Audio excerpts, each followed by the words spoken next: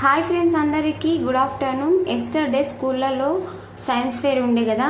ఇంకా మా పాప అయితే మార్నింగ్ అయితే లేచి తన ప్రాజెక్ట్ని అయితే తీసుకొని స్కూల్కి అయితే వెళ్ళిపోయింది.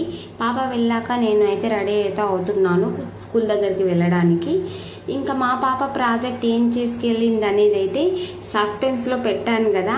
అది ఏంటి అంటే స్మార్ట్ డస్ట్బిన్ అయితే చేసుకెళ్ళింది.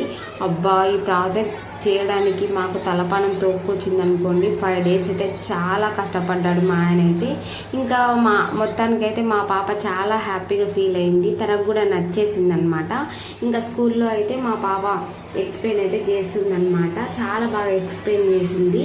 పిల్లలందరూ కూడా అందరు ఎక్స్ప్లెయిన్ బాగా చేశారు.